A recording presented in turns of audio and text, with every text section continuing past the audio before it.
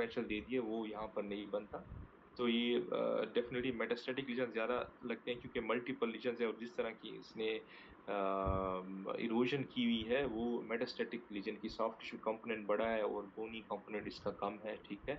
और हाँ जी। आपने जो डिस्कशन में ज्यादातर कहा कि ये इंट्रापेरेन्काइमल है। इंट्रापेरेन्काइमल होने के लिए, जैसे ये लीजन भी, मैं इसको, ये फिशर बेस्ड लीजन है। हम्म। इंट्रापेरेन्काइमल के लिए it should be surrounded by the parenchyma from all the sides, okay. तो ये pleural based, Mirror most yes. Lesion are pleural based. Yes. और इसमें से जो लार्जेस्ट लीजन है ये वाला, ये भी पूरा प्लूरल बेस्ड है, तो इसको इंट्रापेरेन्काइमल कहना गलत है। एक यहाँ पर एक मीडियली भी एक प्लूरल के अलॉन्ग लीजन है। Yes sir.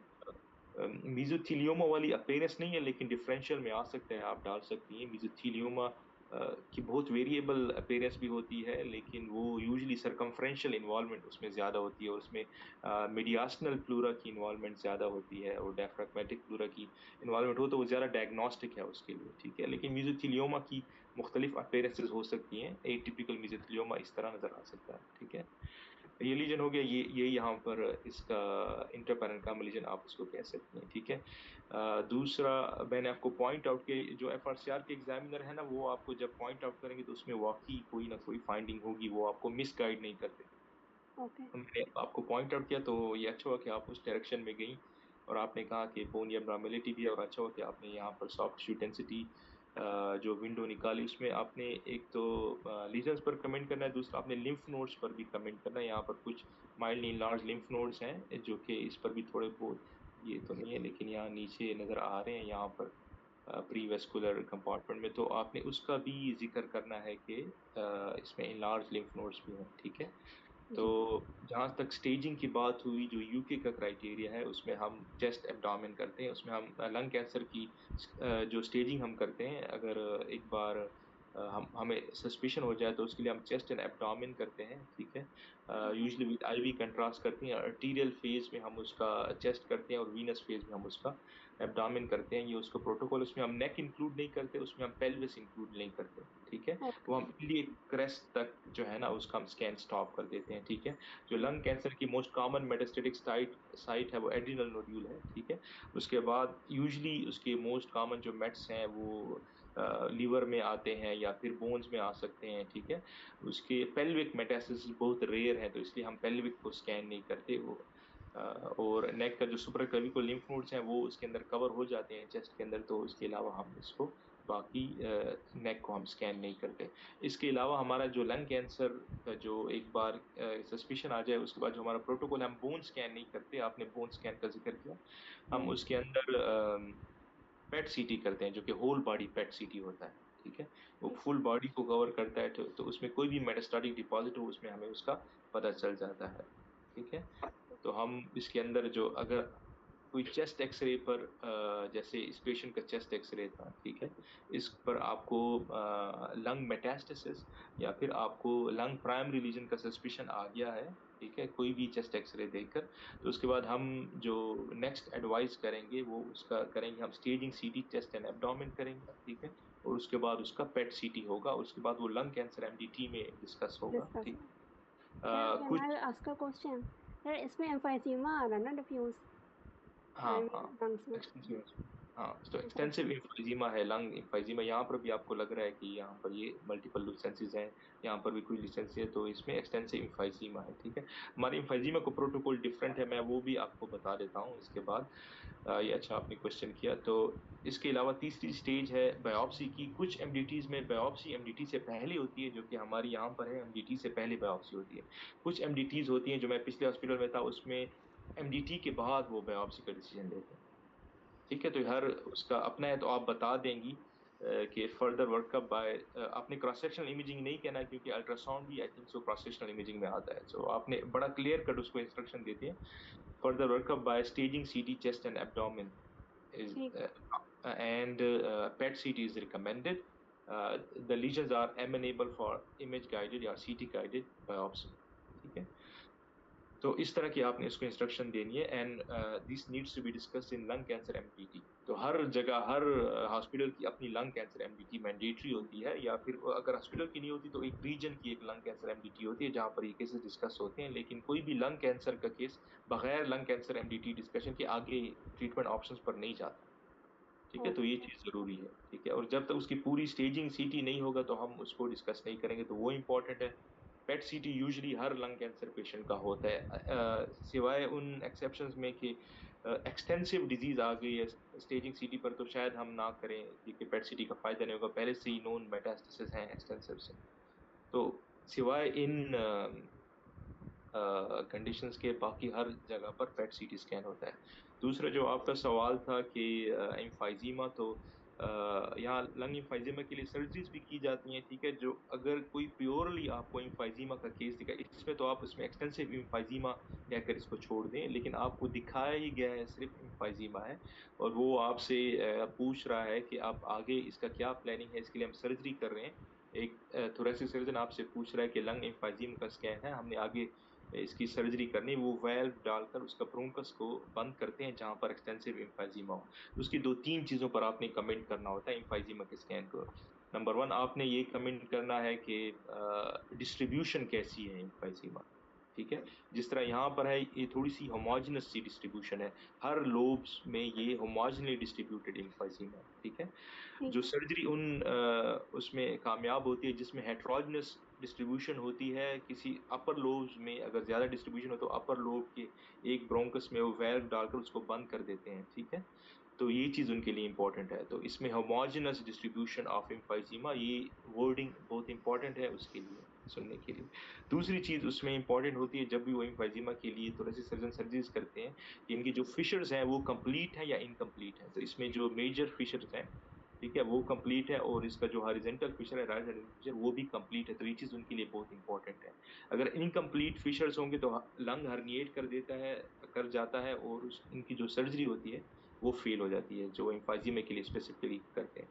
ठीक है, तो एम्फाइजीमा के हवाले से अगर आप एम्फाइजीमा पर कमेंट करें, ठीक है, एक तो अपनी टाइप ऑफ एम्फाइजीमा बता रहे, सेंट्री लोबुलर एम्फाइजीमा है। ठीक है, उससे भी ज्यादा इंपॉर्टेंट है कि उसकी डिस्ट्रीब्यूशन कैसी है, होमोजेनस है या हेट्रोजेनस है। अगर हेट्रोजेनस है तो कहाँ पर ज्यादा है, अपर लोब प्रीडोमिनेंट है कि लोअर लोब प्रीडोमिनेंट है। ठीक है, तीसरी चीज उसमें इंपॉर्टेंट ये होती है कि उसके फिशर्स कंप्लीट है या इनकम्प्लीट है।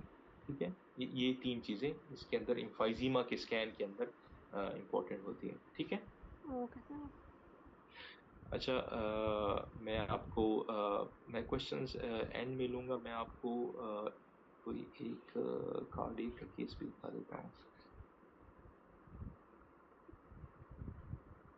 Candidate one, this is your second case. Okay. मैं स्क्रॉल कर लेता हूँ आपको। इस she is a 30-year-old female patient with pre-syncopal attacks and palpitations. So CTPA was done.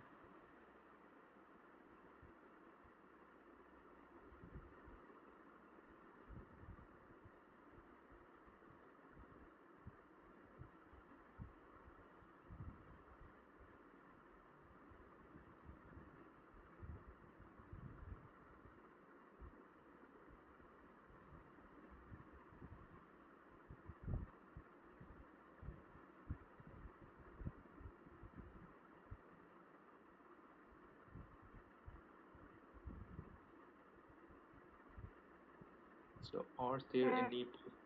Yes. Sir I need to I think stop a while at Sorry. I think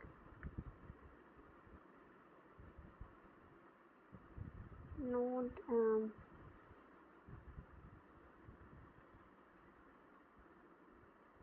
no feeling defects. uh, there are sternotomies. There are some sutures I've seen at the neck, I think. Yeah. No, these are vessels, sorry.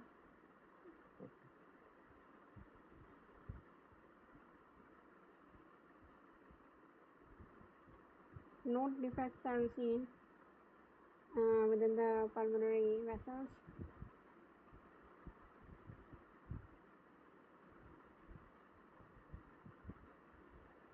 I need to confirm it on the coronal section as well. Pulmonary arteries are fine. Okay. Can you, I need to complete the examination. Can you shift to the lung windows? Okay, sir, fine. There is a defect seen within the aortic wall. Is it an artifact? I need to confirm it in the ascending aorta. No, this is an artifact. Okay.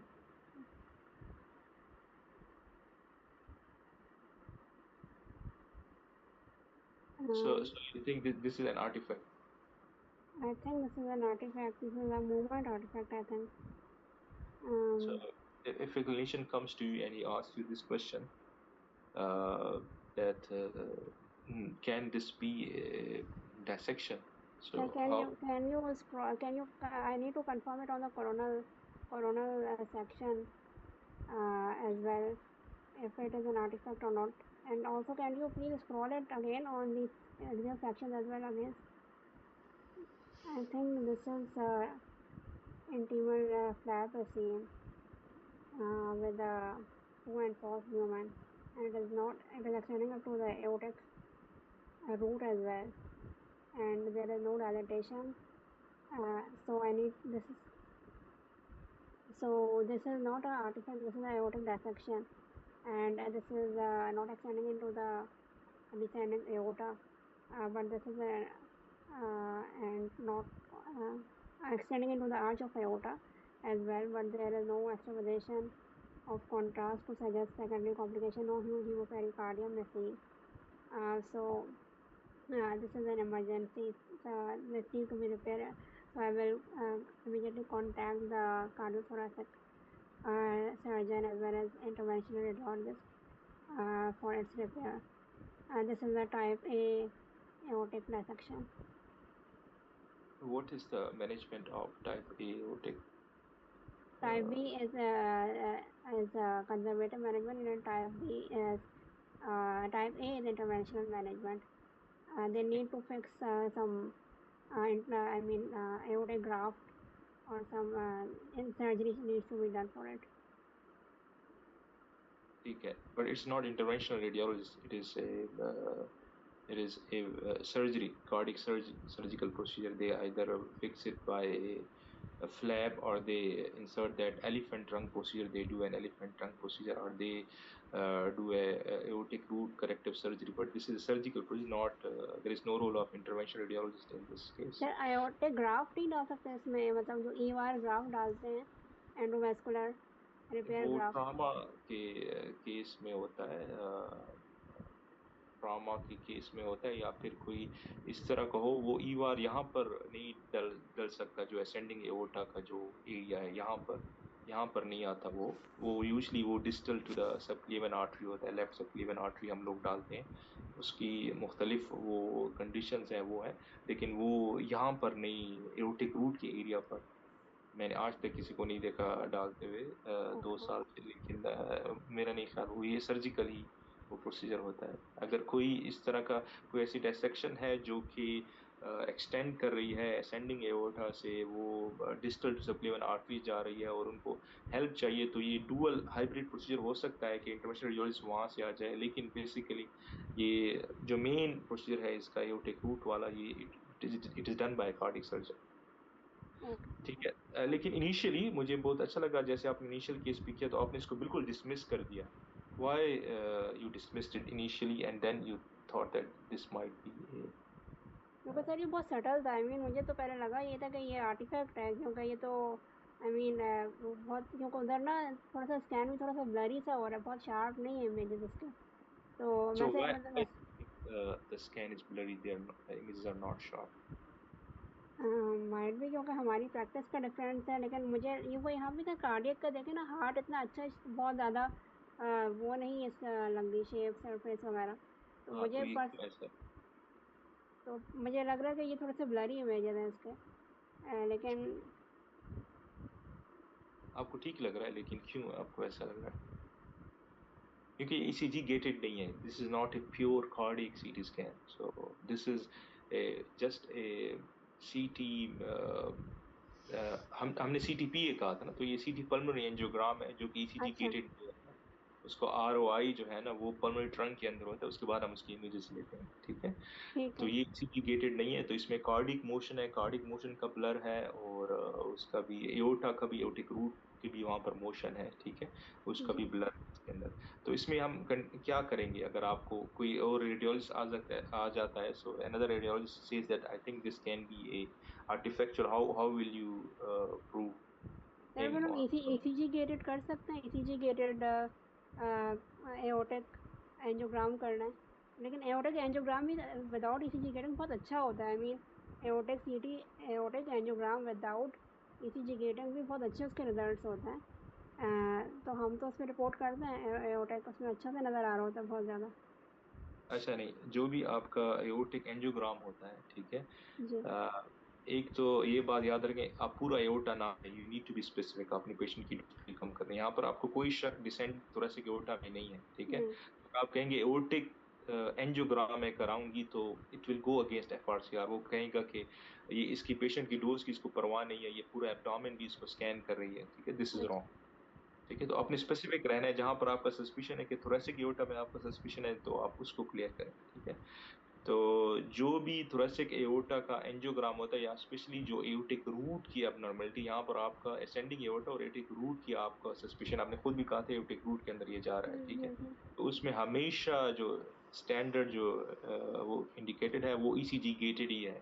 तो अच्छा। अगर आप उसमें non ECG gated कहेंगे, specially aortic root में, अगर descending thoracic aorta में भी है तो खैर है, वो चल सकता है। लेकिन स्पेशली एओर्टिक रूट में अगर आप कहेंगे कि आप नॉन ईसीजी गेटेड स्कैन कराएंगे, तो वो एफआरसीआर में आपका नेगेटिव पॉइंट जाएगा, कि हमेशा हम एओर्टिक रूट के केसेस में, क्योंकि वहां पर काफी ज्यादा मोशन ब्लर होती है, हार्ट के बिल्कुल करीब एरिया है, ठीक है। जी। और एओर्टा खुद ही बहुत ज्यादा पल्सिटाइल है, और एओर्टिक रूट का एरिया है तो बहुत ज्यादा पल्सिटाइल होता है। उसमें हमने देखा है कि अगर आप विदाउट ईसीजी गेटेड स्कैन कराएंगे और कोई एओर्टिक रूट एबनॉर्मेलिटी आप रूल आउट करना चाहते हैं, तो उसमें बहुत ज्यादा आपको मसला हो सकता है, वो आपको सही नहीं नजर आएगी, ठीक है। तो हमेशा हम उसके अंदर ईसीजी गेटेड वाला हम स्कैन कराते हैं, ठीक है। ओके। तो ये कराया, ये भी उन्होंने प्रॉपरली ईसीजी गेटेड नहीं करा, ये उन्होंने एओर्टिक एंजियोग्राम करा है। जिस तरह आप कह रही थी कि हम सिर्फ एओर्टिक एंजियोग्राम भी कर सकते हैं, आइडियली उसको ईसीजी गेटेड करें। इसमें भी थोड़ा सा मोशन ब्लर आ रहा है, लेकिन व्हाट डू नहीं यू है, नहीं है सर, थिंक? इसमें कोई भी नहीं है, क्लॉट नहीं है। हाँ, वो नहीं, तो दिस लैब नहीं है। तो before you go into that extensive route कि आप अपना ओपिनियन दे दें कि मैं इसको इमरजेंसी को कॉल करूंगी कि सर्जरी करवाऊंगी और इज। इसको पेशेंट को ओपन किया जाएगा, make sure that it is not artifactual, ठीक है। अगर जैसे हमने कहा एक सीटीपीए हुआ है, उसके अंदर आपने एक असेंडिंग एओर्टा एओर्टिक रूट की abnormality पर आप कमेंट कर रही हैं, यू शुड नो दैट कि उसकी सीटीपीए की लिमिटेशंस क्या है, वो किस टेक्निक पर हुआ है, ठीक है। तो आपने जाना है टुवर्ड्स ए प्रॉपर टेक्निक जो उस चीज के लिए स्पेसिफिक है। जैसे फॉर एग्जांपल कोई अर्टीरियल फेज में स्कैन हुआ, लीवर में लीजन आ जाए, तो हम उसे कहते हैं कि नहीं, आप ट्राइफेजिक लीवर वो कराएं, सिर्फ एक एक फेज है। अगर कभी कभी हेमेंजियोमा का बहुत प्रॉपर पता चल जाता है, अगर हेमेंजियोमा नहीं है तो आप, अगर या सिंपल सिस्ट नहीं है तो आप उसका प्रॉपर एवेल्युएशन कराते हैं। तो ये भी इसी तरह है, अगर आपको कोई एओर्टिक रूट की abnormality नजर आ रही है जो कि नॉन ईसीजी गेटेड स्कैन है, जो कि पल्मोनरी, उसके लिए अनलेस कोई बहुत बड़ी कोई क्रॉस एबनॉर्मेलिटी ना हो, always go for a proper investigation. इसमें आपको ये इसका सीटी थोरेसिक एओर्टा का एंजियोग्राम कराना चाहिए विद ईसीजी गेटेड, आइडियली होना चाहिए इसका, ठीक है। तो ठीक इसके है। अंदर कोई डायसेक्शन कुछ नहीं है, तो वो सूडो डायसेक्शन का वो केस था, ठीक है। तो एफआरसीआर के एग्जाम के अंदर आपको नियर नॉर्मल या सूडो इस तरह की कोई एबनॉर्मेलिटी टाइप केसेस भी आपको दिखाए जा सकते हैं, ठीक है। तो इन आपसे प्रोटोकॉलिंग वगैरह पूछने के लिए, ठीक है। तो वेल डन, आपने इसको इस तरह कवर करना है कि आपने देखना है कि बहुत क्लियरली आपको बताया गया था कि वो सीटी पल्मोनरी एंजियोग्राम था, तो उसकी टेक्निक और उसका जो एक्विजिशन का जो तरीका है वो आपके जहन में होना चाहिए, ठीक है। तो उसके हिसाब से आपने इसको टैकल करना है, ठीक है। और आपको जो जहन में अक्सर पहली चीज जो हमारे जहन में आ रही होती है वाइवा के दौरान, वो अक्सर ठीक होती है, तो उस चीज का भी आपको ख्याल रखना है, ठीक है। जी sir, so thank thank you. You very much, well done candidate number one. अब हम थैंक यू सर। जाएंगे कैंडिडेट नंबर टू टू की तरफ। Candidate number two, can you hear me, can you unmute yourself?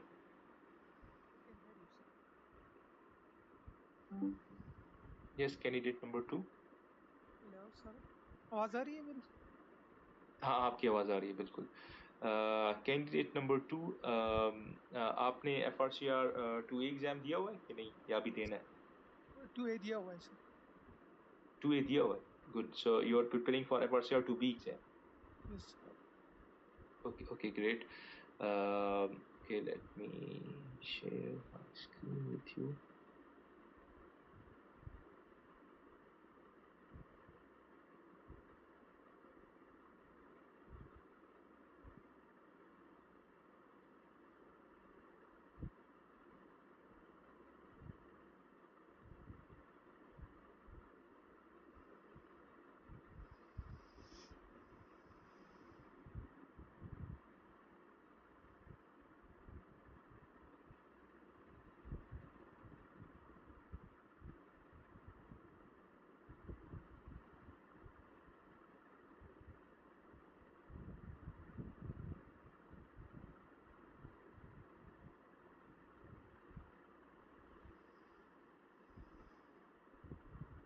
Can you see my screen? Candidate number 2. Yes sir. Okay, so patient A is a 70-year-old male patient with history of hemoptysis, and he's a smoker. So this is the chest radiograph. What are your comments on this? So I'm provided with radiograph chest frontal projection of a skeletally immature patient. I'm looking into the chest. I can see that there is an opacity which is seen projecting along the paratracheal region on left side. There is I cannot appreciate any discrete underlying bony destruction. The rest of the bilateral lungs are grossly appear unremarkable. There is subtle retrocardiac opacity on the left side as well. However, I can clearly appreciate the descending thoracic aorta and the ipsilateral hemidiaphragm. There is no pleural effusion.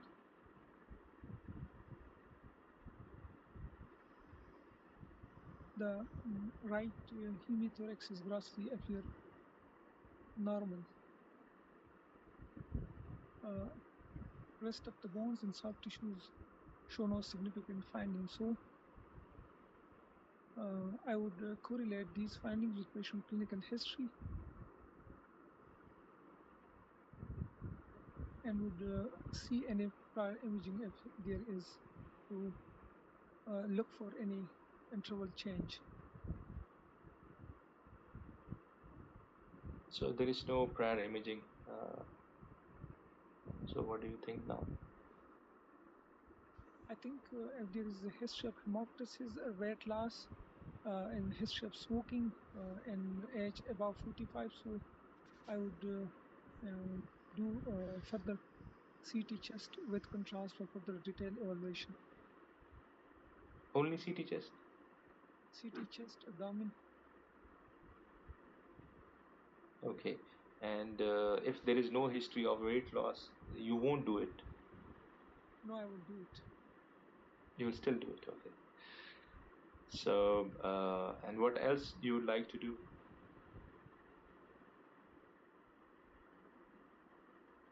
Nothing else, okay.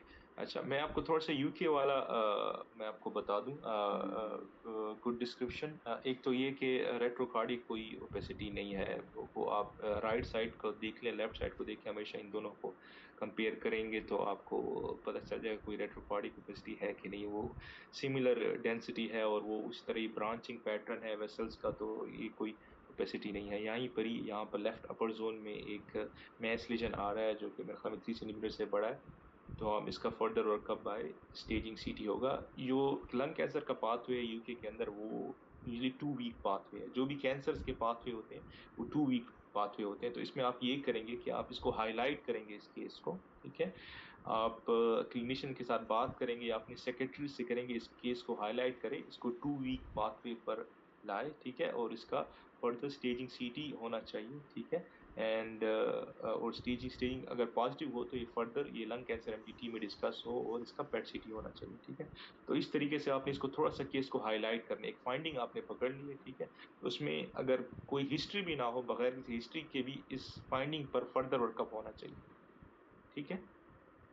और it is a suspected lung cancer, तो एक lung cancer pathway पर ये patient आना चाहिए। अब वो 2 week pathway के विद इन 2 वीक्स उसका सीटी स्कैन भी हो जाए, उसकी इमेजिंग हो जाए। जो लंग कैंसर पाथवे वो एक किस्म का, ये यूके के अंदर लंग कैंसर बहुत ज्यादा है, तो वो एक किस्म की इनकी इमरजेंसी है, ठीक है। तो उसकी हम बायोप्सीज भी हम जल्दी वेट करते हैं। कोई बायोप्सी विद इन, जैसे ही वो हमारे लिस्ट पर आती है, विद इन 1 वीक या मैक्सिमम विद इन 2 वीक्स उसकी बायोप्सी भी हम कर देते हैं। इतना जल्दी हम उसको टाइम दे देते हैं। बाकी हमारा जो एमआरआई का वेट है वो मंथ्स का होता है, ठीक है। अल्ट्रासाउंड का वेट है, कोई अल्ट्रासाउंड किसी मरीज ने कराना है तो वीक से लेके मंथ्स का वेट्स होता है। लेकिन लंग कैंसर में क्योंकि एक किस्म की इमरजेंसी सिचुएशन है, अर्ली ट्रीटमेंट से इसका ज्यादा फायदा हो सकते हैं, इसकी मोटिलिटी कम हो सकती है। तो इसको आपने 2 वीक पाथवे जो यूके का है, जो कैंसर्स के लिए है, उस पर आपने लाना है और उसको आपने हाईलाइट करना है। इसकी अपने कोड होते हैं। आप किसी हॉस्पिटल में जाएंगे तो लंग कैंसर का एक अपना कोड होगा। जैसे हमारा कैंसर अलर्ट के अलर्ट है, तो वो कैंसर अलर्ट होगा या फिर कोई अपना इसका स्पेसिफिक अलर्ट होगा।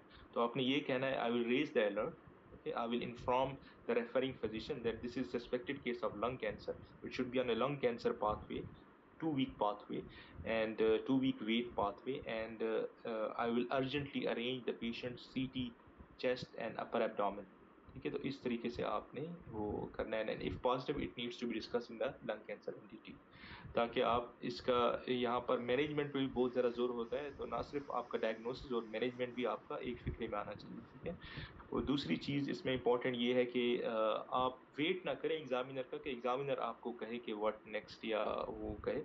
आपकी एक नेचुरल वाइवा की डिस्क्रिप्शन होनी चाहिए कि आप टेक्निक से शुरू हों और उसके बाद फिर आप उसका फाइंडिंग्स बताएं और उसके बाद आप डायरेक्टली डायग्नोसिस पर जाएं।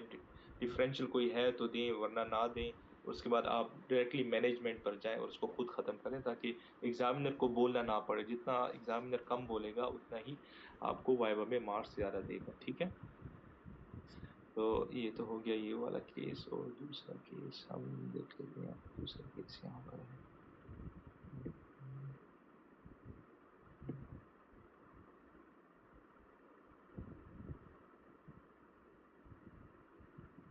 ओके, आपका दूसरा केस है। आपको नजर आ रहा है स्क्रीन? स्क्रीन छोटी सी नजर आ रही है। यस सर, स्क्रीन स्क्रीन बहुत छोटी है। बहुत छोटी। एक मिनट, मैं इस पर स्टॉप शेयर करके शेयर करता हूँ। ठीक है, तो उस केस के हवाले से आपको कोई सवाल या कोई पाथवे के हवाले से आप कुछ पूछना चाहेंगे? So, sir, I'm supposed to tell that this is a possible case of suspected lung cancer. या आपको कॉन्फिडेंटली इसको बताना है कि this is a case of suspected lung cancer. तो इसमें सस्पेक्टेड कहने में कोई वो नहीं है, और ये मोस्ट प्रोबेबली लंग कैंसर ही था जो बाद में निकला था, ठीक है। और अगर कोई हिस्ट्री ना भी हो ना, कि स्मोकर की हिस्ट्री है या वो है, या कोई इन्फेक्शन की भी हिस्ट्री दी हो ना, तो ये लंग कैंसर, इसको रूल आउट होना चाहिए। शायद ये ना निकले, लेकिन इसको अगर आपने लंग कैंसर पाथवे पर नहीं डाला ना, तो ये आपकी गलती होगी, ठीक है। अच्छा, अब हम स्क्रीन शेयर करते हैं।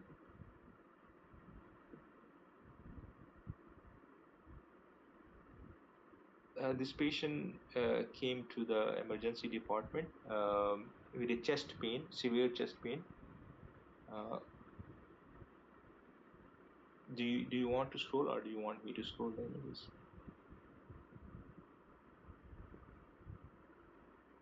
So I'm provided with CT aortogram. I'm looking for any abnormality. The descending thoracic aorta appear normally contrast opacified. I cannot see any dissection or intimal bleb.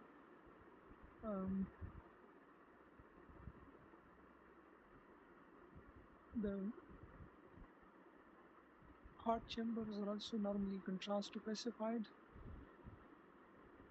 The coronary arteries, the visualized coronary arteries, including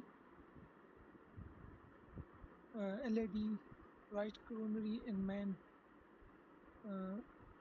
is also normally contrast opacified and patent.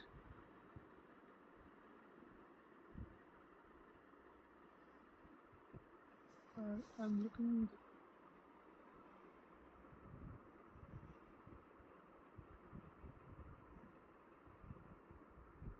the ascending thoracic aorta appears mildly prominent.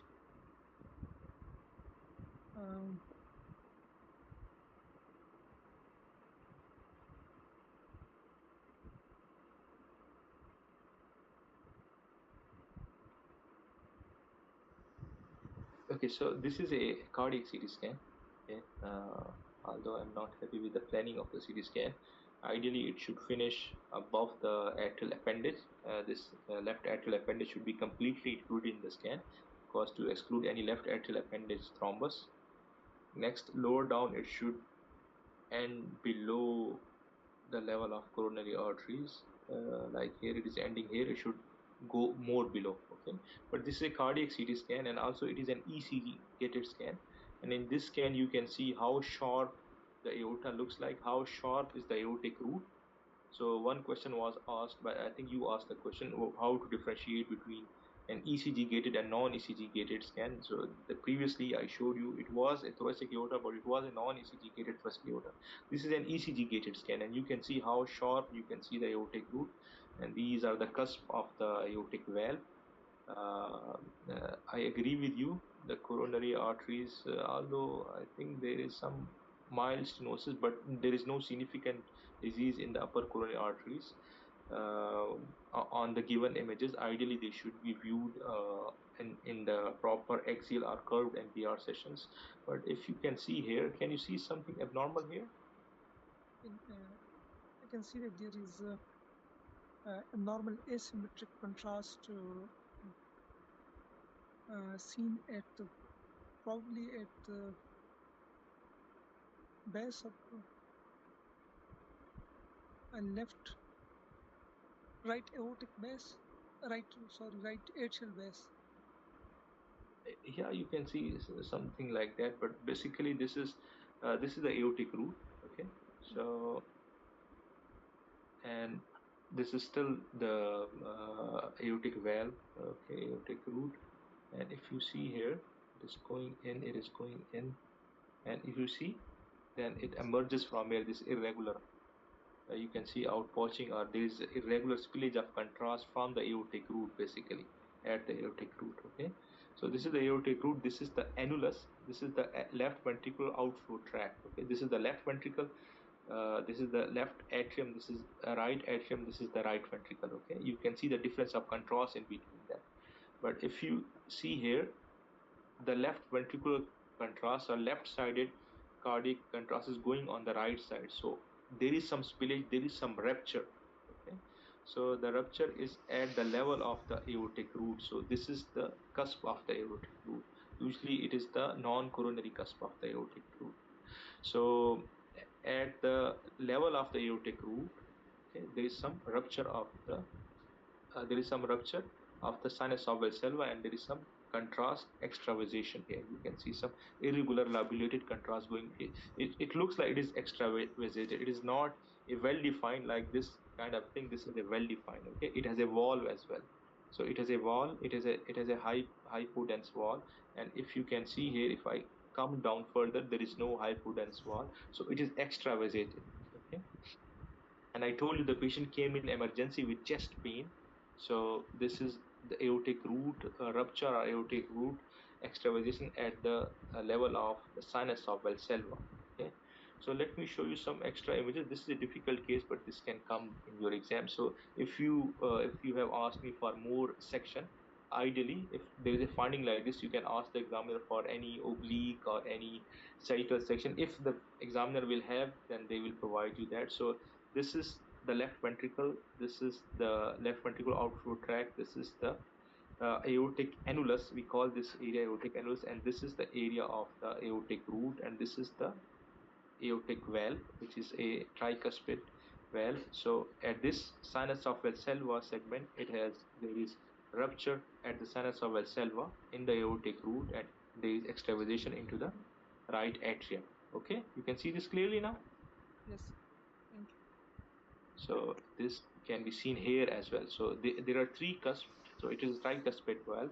So this on this curve, which is a non-coronary cusp, okay, you can see it has ruptured into the right atrium and right ventricle. Okay. So if you see a finding on a cardiac or other CT scan, and as in our routine practice we will do MPR views, you can ask for that.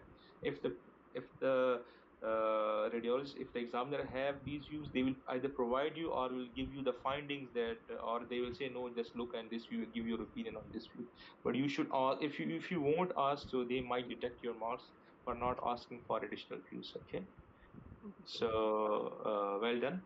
This was a difficult case, and there is aortic root rupture at the level of sinus of valve in this case. Okay, thank you. Well done, candidate number two. Thank you. Okay, do I have candidate number three?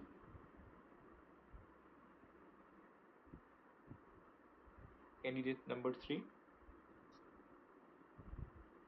or do I have candidate number four? Yes, sir, I'm here. Candidate 4. Candidate four. Okay, I think candidate three is not here, so we will go ahead with you. Okay. Okay. So, candidate number four, can you tell me whether you are expecting a FRCR to be exam near Yes, sir, in or September. in September? Okay, so I must show you more difficult cases.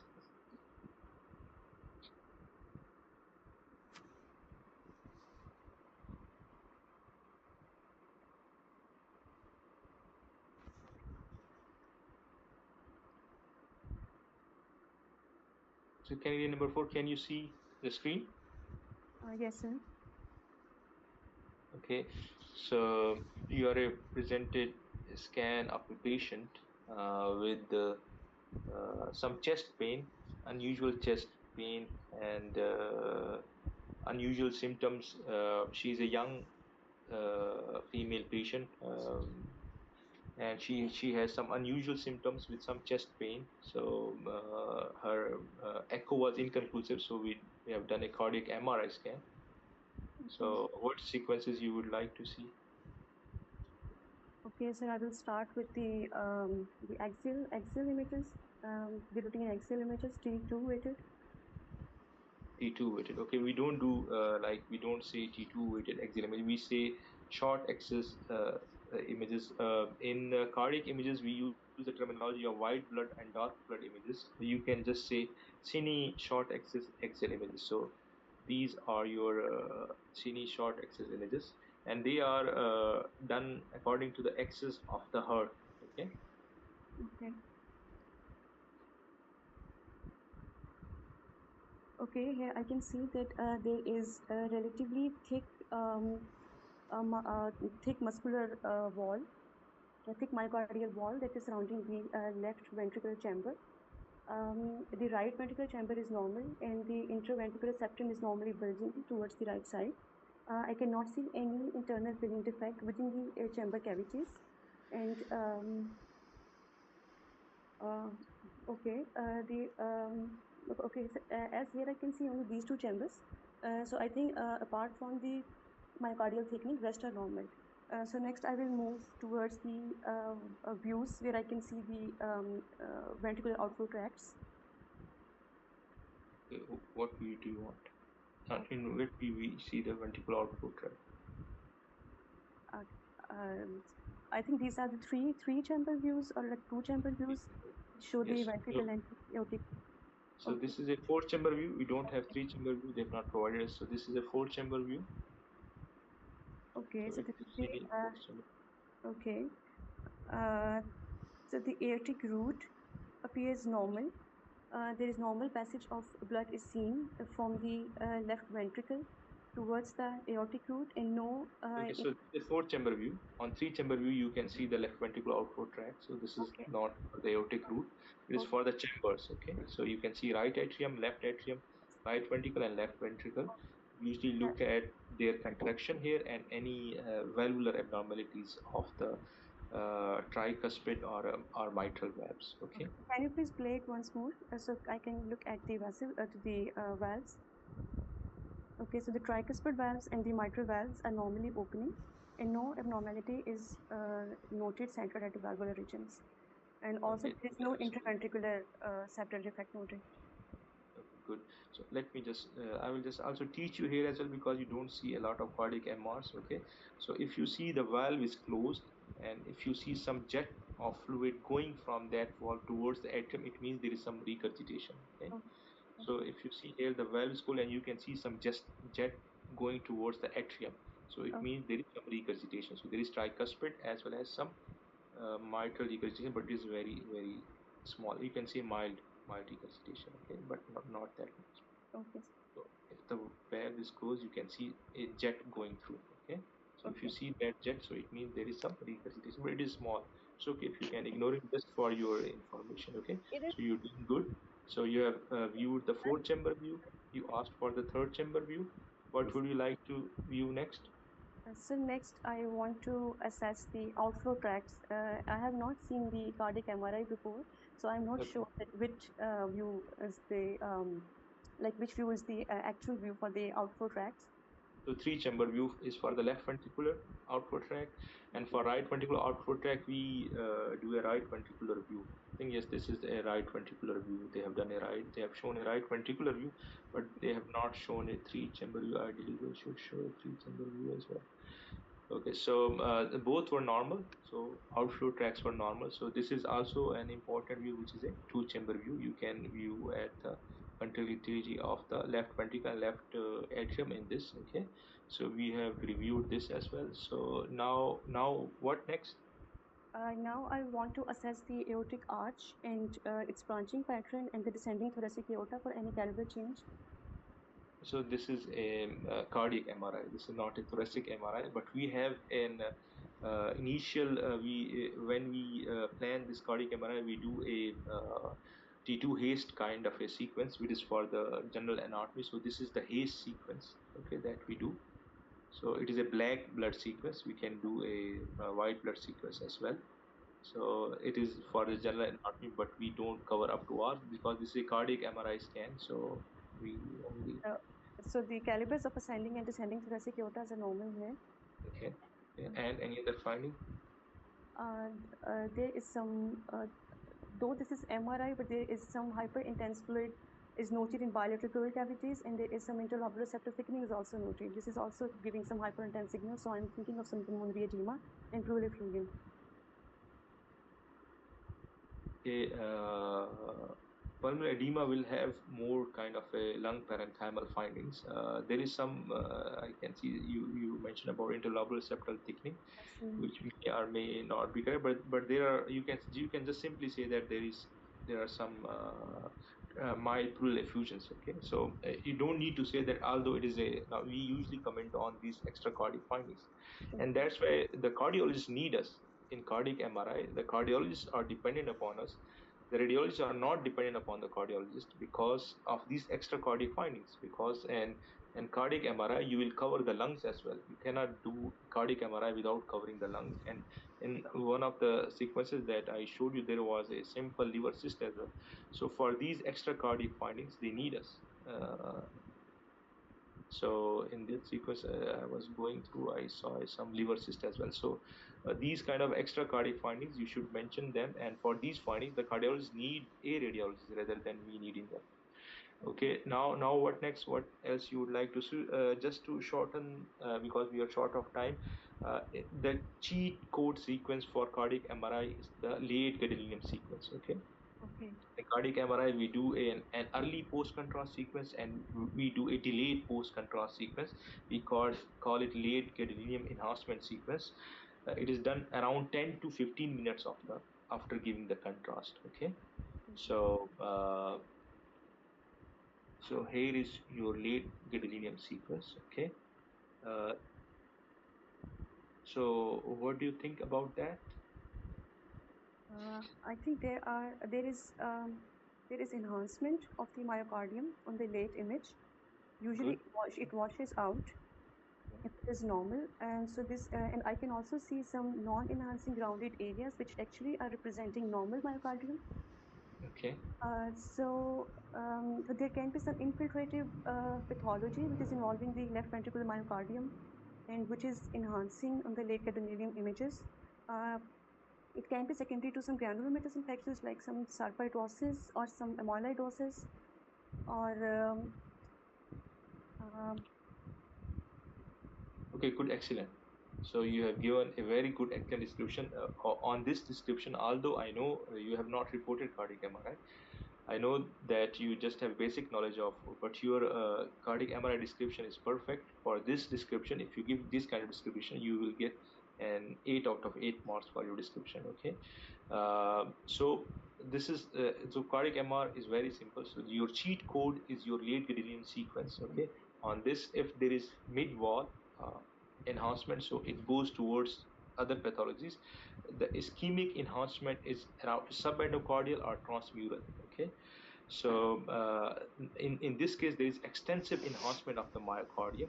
Okay, and in some cases, it is seen that it is, you can see just very little amount of myocardium at all with the normal myocardium, which is hypointense. So in a late gadolinium sequence, usually it is dark in color. Myocardium is dark in color. We do nulling of myocardium for that sequence. Okay, so here there's extensive enhancement and mostly mid wall, but also going transmural and also going diffuse global enhancement as well. So these all findings, they go in favor of amyloidosis. Usually sarcoidosis also has mid wall enhancement, but usually it is patchy, distributed it doesn't go like this, like a very diffuse kind of amyloid. Usually it is a very patchy kind of enhancement, but it also mid wall enhancement. So good differential, very good diagnosis, correct diagnosis, good description of the MRI. So this is what is expected of you in MRI scan. We do also some additional things. We do mapping, and but these are very extensive thing, and I won't cover these things here. But still, this is a very good description. So this is a case of known case of amyloidosis. Okay, so very good, excellent description. I will move towards other case.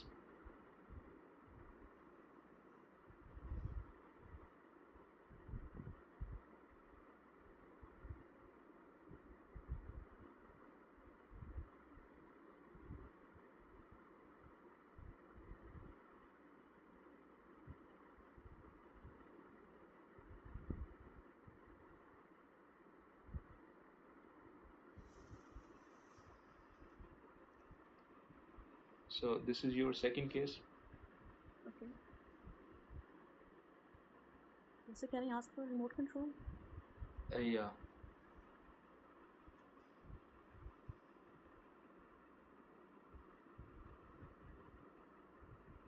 Okay, so this is contrast enhanced CT chest axial images arterial phase of an adult patient. First, I will drag the cursor to the top of the study. Then I will start scrolling down. Okay. So there is dissected intimal flap noted in the aortic arch. This is some spiraling type of intimal flap. It is also involving the ascending thoracic aorta, and as I go down, it seems extending to the level of the aortic root as well. Okay, I'm seeing that this is extending through the aortic arch into the descending thoracic aorta. Okay, I'm going down, and now it is extending to the abdominal aorta, and it is noted till the level of bifurcation. Okay, now I will see that if this intimal flap is involving the aortic branches as well. Okay, first I will comment on the true and the false lumen. The true lumen is the lumen which is showing a relatively more contrast density, and it is the one which is narrow in caliber, and it is towards the medial aspect of the ascending aorta and towards the anterior aspect of the descending aorta. The few hypodensities or some webbing are noted in the false lumen, which is larger in caliber. Okay, now I will comment on the extension of the flap within the branches. Okay, I will start at the neck. Okay, I'm going down, and here I can see the right microcephalic trunk is normal, and the left common carotid and the left subclavian are originating from the true lumen, and I think the right brachiocephalic trunk is originating from the false lumen. Okay, now I'm going down. Now here I can see that the celiac axis. Okay, I have missed the origin of the celiac axis.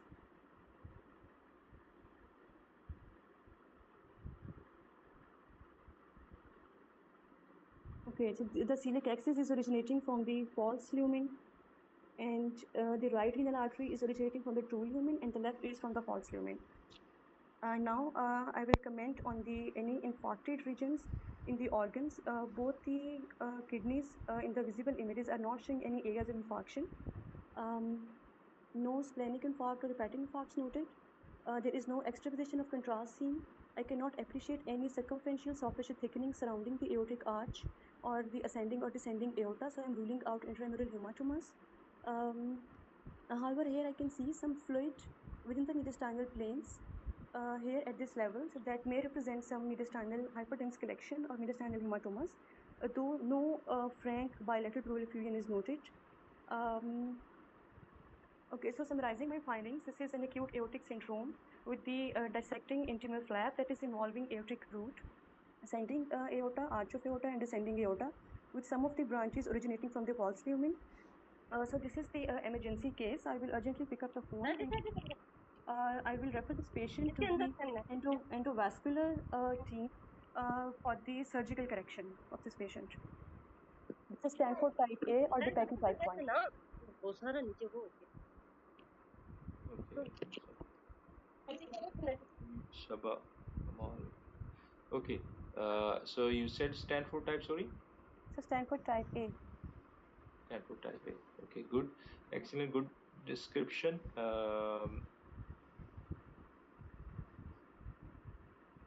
There is my scan. Okay, although in my routine practice, I would like to do some windowing to look for the proper contrast. I would like to review the coronal as well as the other images. Okay.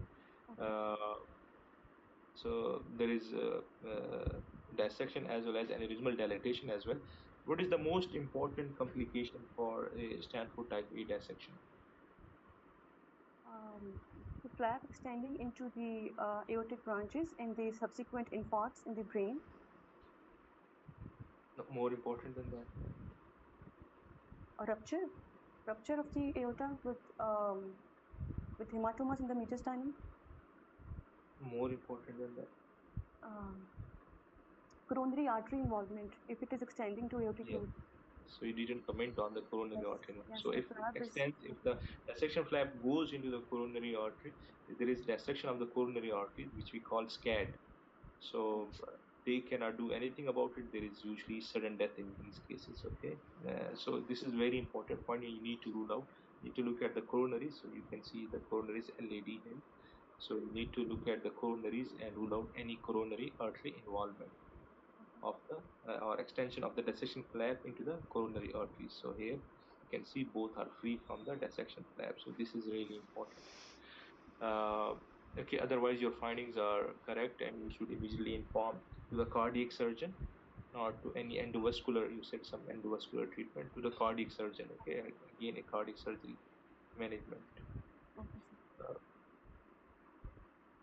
Okay, good. Okay, let me show you some other things you talked about.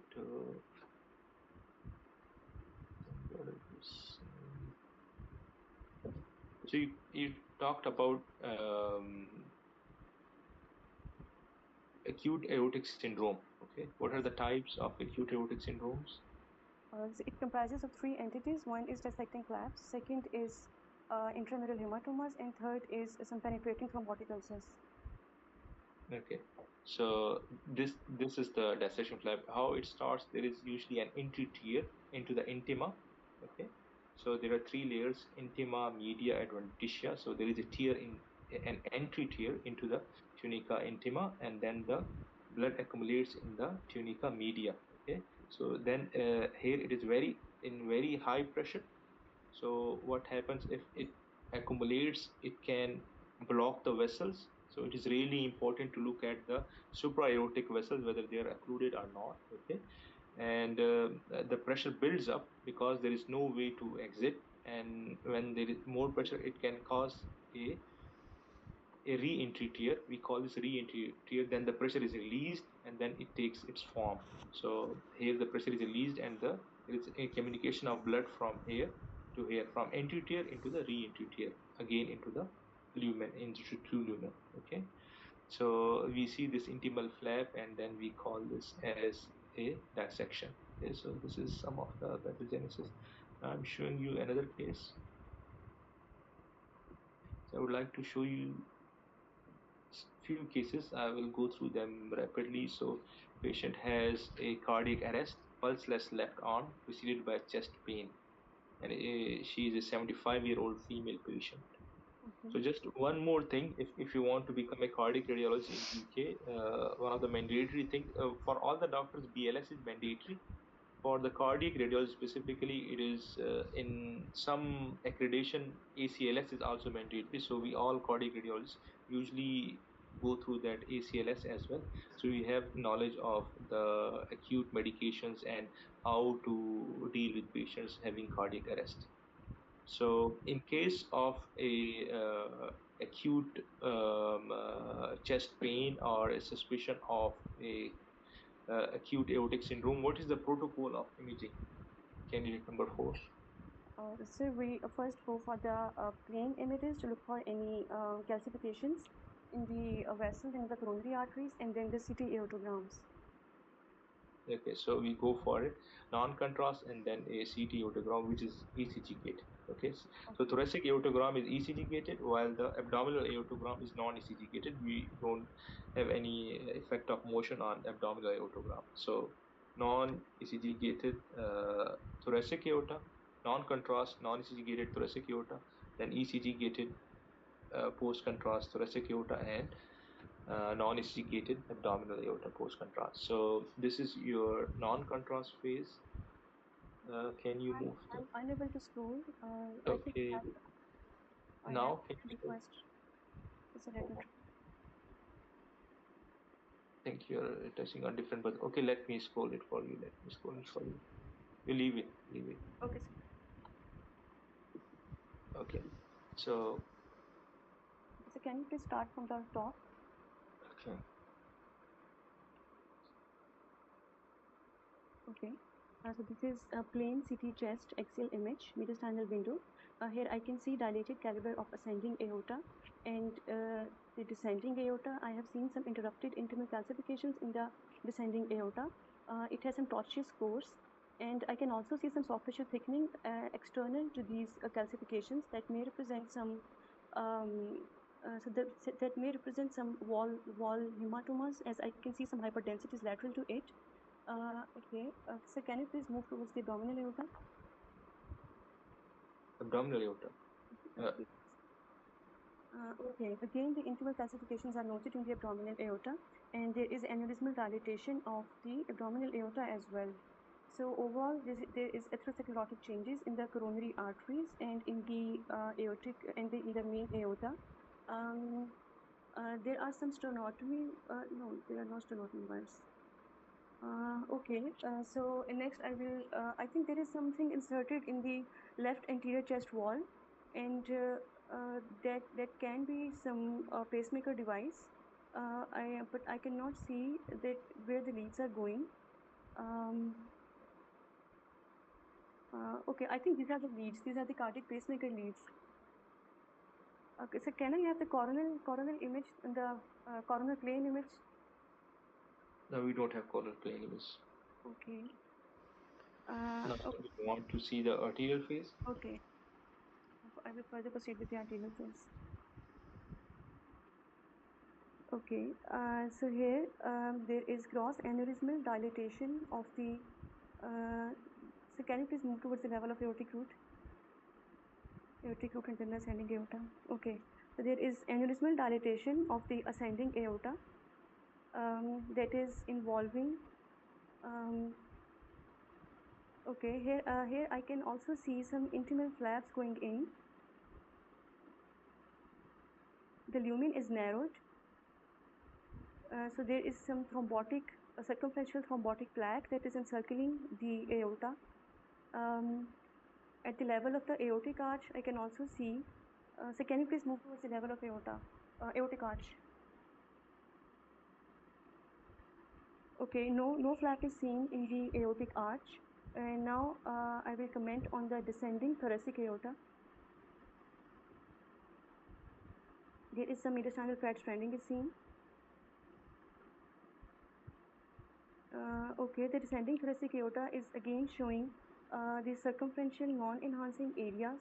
And again here I can see that there is an intimal flap is seen, which is encircling the true lumen. The true lumen is the one which is showing the greater contrast density, and it is extending till the level of the abdominal aorta, and I can see that the right renal artery is originating from the false lumen. The celiac and superior mesenteric arteries are originating from the true lumen. And okay, I'm trying to look for any irregularity of the inner surface of the thrombotic plaque. Okay, here I can see there are some contrast filled outpouchings are noted where the intimal flap is noted in the descending aorta. So overall this is a dual pathology. Like there is aneurysmal dilatation with thrombosis that is circumferentially involving the aorta, and there is dissecting intimal flap. So actually the thrombotic plaques are noted in the false lumen. And some of the arteries are originating from the true, and some are originating from the false one. So again, this is a DeBakey type 1 and Stanford type A kind of acute aortic syndrome, and this is an emergency. Okay, so can you please go at the level of the kidneys? I can appreciate some enhancement pattern difference in both kidneys. Okay, the right kidney is hypoenhancing, and the reason is the origin of the renal artery from the false aorta. Okay, so I will urgently pick up the phone and I will refer this patient to the cardiac surgeon for the repair of the aneurysm and for the repair of the flap. Okay, good. Ideally, you should have used the abdominal one as well to look for the, I think, lower extent of the dissection, but it's, I think it's okay. So good, good description. Just I have a few comments to add. If you see on a non-contrast, that's why I wanted you to look at the non-contrast. If you see this area, this is very hyperdense. If you compare to this, so this is very hyperdense on the non-contrast images. So this is basically intramural hematomas. Yes, so this is basically intramural hematoma, which is also part of acute aortic syndrome. As you said, the word acute aortic syndrome, I wanted to show you other pictures. So this is a intramural hematoma, this one. Okay, it will look like hypodense on arterial phase, but if you have a non-contrast, that's why we do a non-contrast phase, it will be hyperdense on the non-contrast. You can clearly see that it is hyperdense on non-contrast. If you will take density, it will be around 50 or 80 He. So this is hyperdense on the non-contrast phase, and the patient has a background of dissection. So the patient previously had a type B dissection. On that background, now acutely he has developed an intramural hematoma, which is type A. Now the patient is Stanford type A now. Now the patient needs a surgical correction. We should also comment on the supraortic vessel. I think there is severe stenosis of the left subclavian artery as well. It seems to be, it is severely stenosed, moderate to severely stenosed. And rest of the description was good. This is a dual chamber pacemaker, so on the left side with one lead in right atrium, other lead in right ventricle. Rest, you rightly pointed out there is a hypoperfusion of the right kidney as well, which is really important for the surgeons. So this is again another type of acute aortic syndrome. So if we were looking at the acute aortic syndromes, so if I can show you this thing.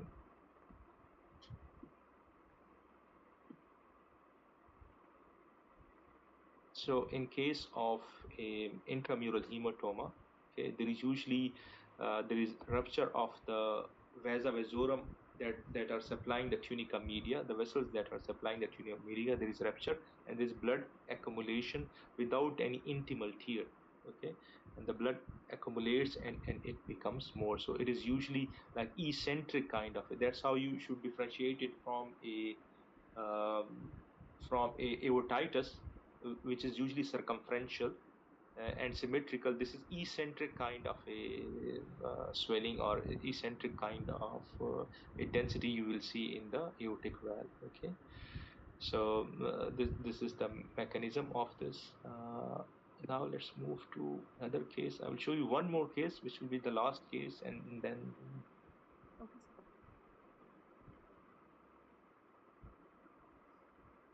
So because you talked about acute aortic syndrome, would like to complete the list. So intense chest pain radiating to the back of a 65-year-old male patient. Sorry. So what are your findings?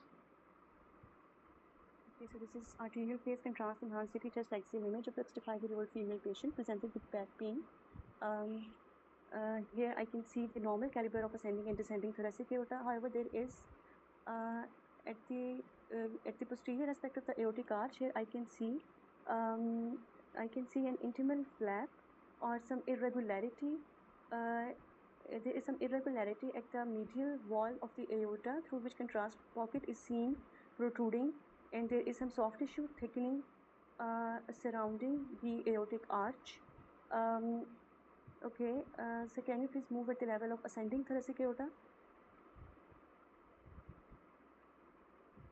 Okay, the ascending thoracic aorta is normal. There is no intimal flap is seen. Okay, apart from this narrowing and this filling defect, I cannot see any other pathology in the visible ascending aorta. Okay, this is the contrast enhanced. Okay, here I can see again there is contrast outpouching. There is contrast outpouching from the aortic isthmus level, that is distal to the origin of the left subclavian artery. However, no active contrast extravasation is seen. And the rest of the descending thoracic aorta and the abdominal aorta are normal. There is no aneurysmal dilatation or no intimal calcification is seen. So I think this is a focal thrombotic plaque at the level of aortic isthmus, which has some irregular ulcerated margins in which the blood is protruding. Again, this is a high emergency because it carries the risk of the rupture. So I will urgently refer this patient to the cardiac surgeon. Okay, but first I have to classify it into Stanford A and B, as this is involving the aortic arch distal subclavian artery. So I think it is falling in the category of Stanford type B or DeBakey 2. So that can be treated conservatively. In both cases, I will refer this patient to the endovascular or the cardiac MDTs for discussion regarding the conservative management or regarding the surgical management. Okay, the rest of the aortic arteries are fine. So yes, so this is either DeBakey 3, because DeBakey 2 is both ascending. Yes, this is DeBakey 3. DeBakey 2 is ascending only. Okay, so but this is in the descending. So it is Stanford B or DeBakey 3. Okay, so we don't use DeBakey nowadays. There is no use of either there is involved ascending aorta or not. So you have mnemonic of bad for that. Okay, so if there is involvement of ascending aorta, it is Stanford A. If there is no involvement of ascending aorta, the dissection or intramural hematoma or penetrating ulcer starts from distal to the left subclavian artery. We call it as Stanford B. Okay, for DeBakey, there is the mnemonic is bad. B is for both ascending and descending.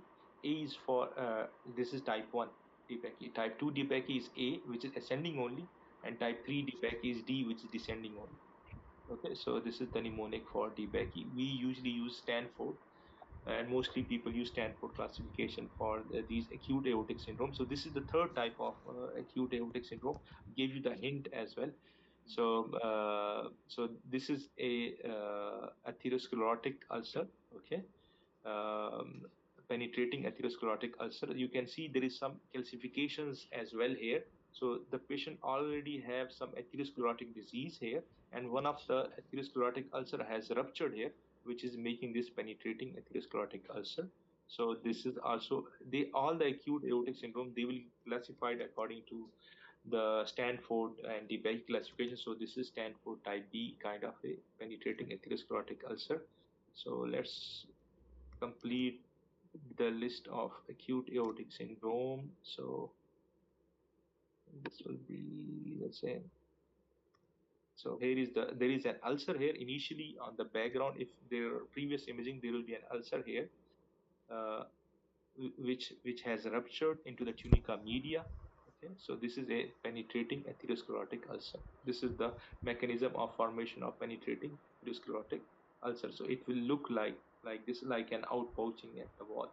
So, but this is the mechanism, and the classification is the same. There is slightly difference of prognosis between intramural hematoma, penetrating atherosclerotic ulcer, or a dissection. Dissection has the worst prognosis, but the classification, the management is usually the same depending upon their location.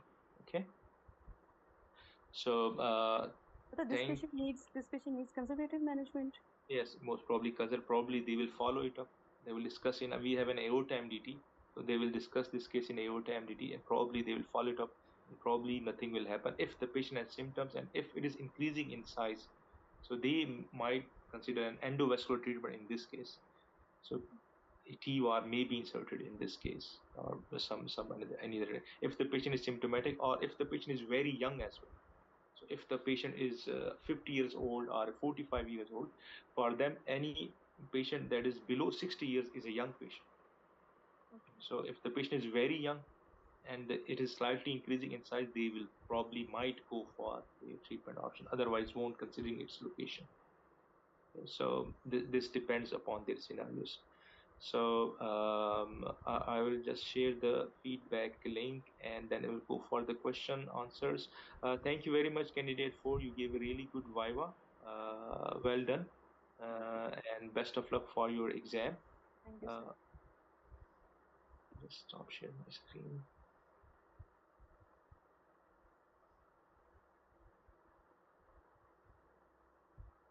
So I will share the feedback link, and you can provide your feedback on the link. I will share it in the groups as well. And now I will go for the question answer session. Okay, so how to differentiate it from a pseudoaneurysm, the atherosclerotic ulcer? So pseudoaneurysm, very good question. Pseudoaneurysm, usually they will have a tubular portion, and then there will be an outpouching in case of a pseudoaneurysm. But in atherosclerotic ulcer, it will just be a small outpouching. There will be no that tubular portion that usually pseudoaneurysm have. And pseudoaneurysm can be due to any infection as well, but mostly there are post-interventional or post-surgical pseudoaneurysms are more common than related with infection or anything else. So, okay, I have not given the link. I'm sorry, it is not getting copy pasted here. Okay, let me share the slide. You can take the link from the slide as well.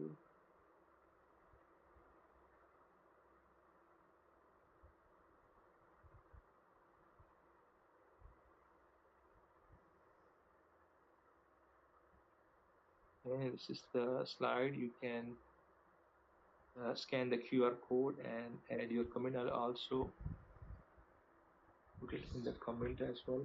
Yes, here it is. This is the feedback link. Please give your feedback. It is very important for us. It helps us improve our sessions. So now I'll go towards rest of the question and answers. Okay, do we just have intramural hematoma in this case, or thrombus and hematoma both? This was an intramural hematoma. Sometimes this happens that the false lumen, there is thrombosis of the false lumen, which is the natural course of that disease. So if there is a false lumen, it is an unnatural space. It is a potential space. And usually in these spaces, whenever there will be some leakage or anything, it will get thrombosed, and then the thrombosed segment will get organized, and then it will be resolved in the end. So in the false lumen, you can have thrombosis, but in that area, it was hyperdense, was an intramural hematoma, which is following that line. What about coronaries? Yes, you should look at all the coronaries. In the case that I have shown, there was no extension into the coronaries. Okay, when to call acute aortic dissection or acute aortic syndrome? So, acute aortic syndrome means it can be either of these three things. This is a clinical diagnosis. They are suspecting an acute aortic syndrome.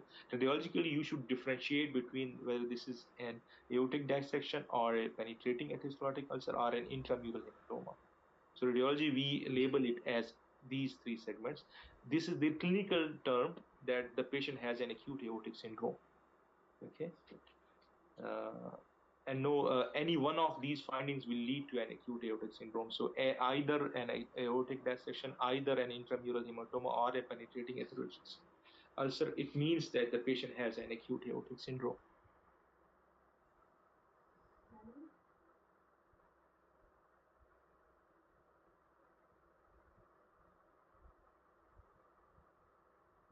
The candidate to speak loudly. The candidate were clear to me.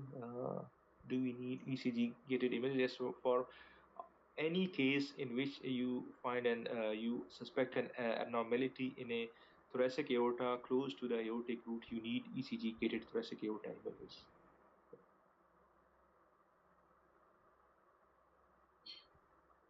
How to differentiate it from aortic pulsation artifact, and how to differentiate gated and non-ECG gated. So I showed you examples of gated and non-ECG gated aortograms, and you need to look at the aortic root if there is no motion in the aortic root. So probably this is an ECG gated aortogram.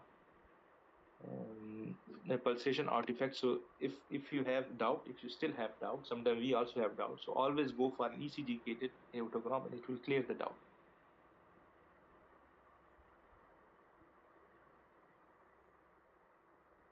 Yes, it was a central lobular. It was an extensive emphysema, predominantly central lobular emphysema. Age also points towards Mets can be in young age as well. So the case that I showed you with peripheral, it turned out to be a primary lung cancer. Okay. But in certain cases, when you suspect only lung metastasis, this is a really good question. So there are multiple lung lesions and you're suspecting only lung metastasis, then you need to find the primary.